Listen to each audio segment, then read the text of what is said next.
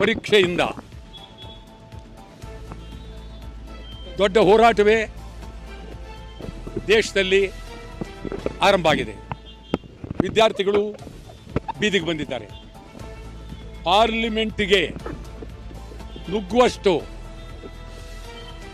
ಪರಿಸ್ಥಿತಿ ಬಂದಿದೆ ಅಂತ ಹೇಳಿದ್ರೆ ನಿಜವಾಗಲೂ ವಿದ್ಯಾರ್ಥಿಗಳ ಬೇಡಿಕೆಯನ್ನು ಈಡೇರಿಸಬೇಕು.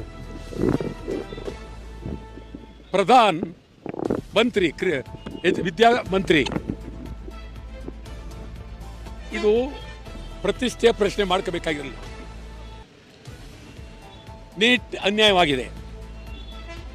20 ಜನ ವಿದ್ಯಾರ್ಥಿಗಳು ಸತ್ತಿದ್ದಾರೆ. ಇನ್ನೂ ಅನೇಕ ಕಡೆ ಕಾಣದ ರೀತಿಯಲ್ಲಿ ಮೋಸ ಆಗಿದೆ. ಇದನ್ನು ನಮ್ಮ ದೇಶದ ಸರ್ಕಾರ ಪ್ರತಿಷ್ಠೆ ಮಾಡಿಕೊಳ್ಳದೆ ಭದ್ರವಾಗಿ ಈ ವಿಚಾರವನ್ನು ತೆಗೆದುಕೊಳ್ಬೇಕಾಗಿತ್ತು. ಹಿಂದೆ ಸುಮಾರು 40-50-60 ವರ್ಷಗಳ ಹಿಂದೆ ರೈಲ್ವೆ ದುರಂತ ಆಯಿತು ಅಂತೇಳಿ ಲಾಲ್ ಬಹದ್ದೂರ್ ಶಾಸ್ತ್ರಿ ರೈಲ್ವೆ ಮಂತ್ರಿ ಕೂಡಲೇ ರಾಜೀನಾಮೆ ಕೊಟ್ಟರು. ಅನ್ಯಾಯ ಆಗಿದೆ ಅಂತೇಳಿ. ರಾಜೀನಾಮೆ ಕೊಡೋದ್ರಿಂದ ನಿಮ್ಮ ಘನತೆ ಜಾಸ್ತಿ ಆಗುತ್ತೆ. ವಿರೋಧ ಪಕ್ಷದವ್ರೂ ತಮ್ಮ ನಡೆಯನ್ನು ನೋಡ್ಕೊಳ್ಬೇಕಾಗುತ್ತೆ.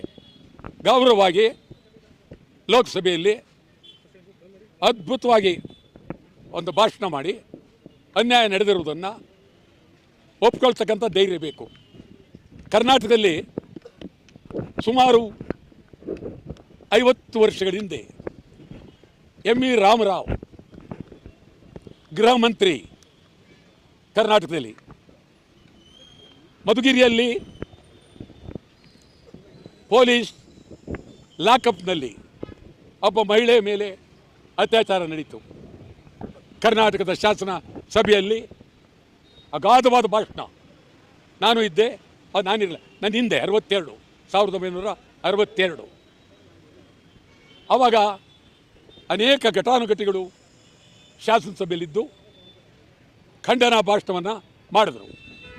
ನಿಜಲಿಂಗಪ್ಪನವರು ಮುಖ್ಯಮಂತ್ರಿ, ಎಂ.ಇ. ರಾಮರಾವ್ ಗೃಹ ಮಂತ್ರಿ ಕರ್ನಾಟಕದಲ್ಲಿ. ಎಲ್ಲರ ಭಾಷಣ ಕೇಳಿ ಕೊನೆಯಲ್ಲಿ ನಿಜವಾಗಿಯೂ ಅದೆಲ್ಲ ಈಗಿನ ಮಂತ್ರಿಗಳಿಗೆ ಬುದ್ಧಿವಂತಿಕೆ ಆಗಬೇಕು. ಅವರು ಎದ್ದು ನಿಂತು ಮಾತನಾಡ್ತಾರೆ. ಎಂ.ಇ. ರಾಮರಾವ್ ನಿಜ, ತಾವು ಹೇಳಿರ್ತಕ್ಕಂಥದ್ದು ನಮ್ಮ ಇಲಾಖೆಯ ಮೇಲೆ ಟೀಕೆ ಮಾಡೋದು ನಿಜ. ಇದಕ್ಕೆ ನಮ್ಮ ಇಲಾಖೆ ಹೊಣೆ, ನಾನೇ ಹೊಣೆ ಅಂತೇಳಿ ಶಾಸನ ಸಭೆಯ ಒಳಗೆ ರಾಜೀನಾಮೆ ಕೊಡ್ತಾರೆ.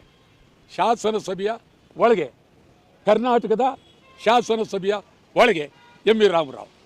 ನಾವು ಅದಾದ ನಂತರ ಯಾವ ಮಂತ್ರಿನೂ ರಾಜೀನಾಮೆ ಕೊಟ್ಟಿಲ್ಲ. ಕೊಡಬೇಕು.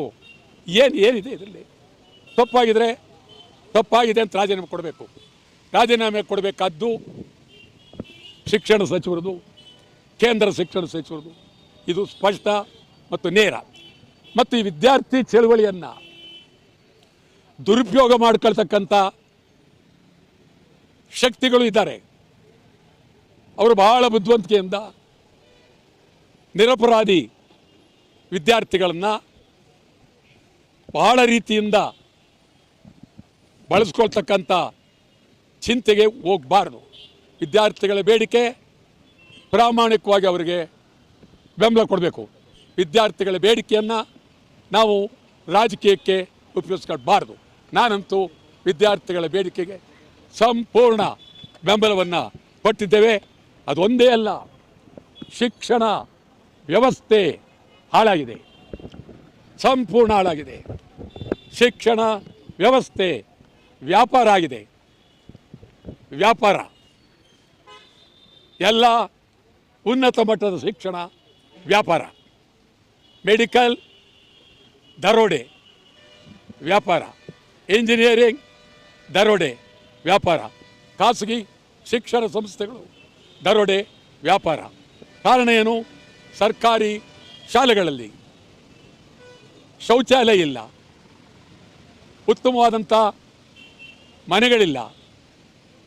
ವರ್ಷಗಟ್ಟಲೆ ಆದರೂ ಮಳೆ ಸೋರ್ತಾ ಇದೆ. ಇಂಥ ಸಾವಿರಾರು ಶಾಲೆಗಳು ಇಡೀ ಕರ್ನಾಟಕ ರಾಜ್ಯದಲ್ಲಿ ಇದೆ. ಈ ಕ್ಷಣದವರೆಗೂ ಶಾಲೆಗಳು ರಿಪೇರಿ ಆಗಿಲ್ಲ ಮತ್ತು ಉಪಾಧ್ಯಾಯರುಗಳಿಲ್ಲ, ಪ್ರಾಧ್ಯಾಪಕರಿಲ್ಲ, ಉನ್ನತ ಮಟ್ಟದ ಪ್ರೊಫೆಸರ್ಗಳಿಲ್ಲ.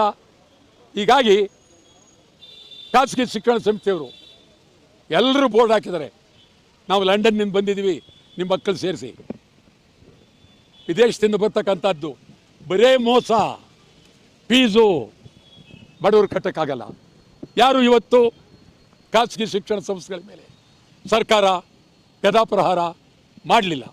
ಇದು ನಿಜಕ್ಕೂ ಅಪಾಯ. ಇದೇ ಮುಂದುವರೆದರೆ ಶಿಕ್ಷಣ ವ್ಯವಸ್ಥೆ ಬೀದಿಗೆ ಬರುತ್ತೆ. ಯಾವುದೇ ಸರ್ಕಾರ ಇರಲಿ, ಕ್ರಾಂತಿ ಆಗುತ್ತೆ. ವಿದ್ಯಾರ್ಥಿಗಳ ಪರವಾಗಿ ನಾನೇ ನಿಲ್ತೇನೆ. ಖಾಸಗಿ ಶಿಕ್ಷಕಗಳ ದರೋಡೆ ವಿರುದ್ಧ ನಾನೇ ನಿಲ್ತೀನಿ. ಎಚ್ಚರ. ಮತ್ತು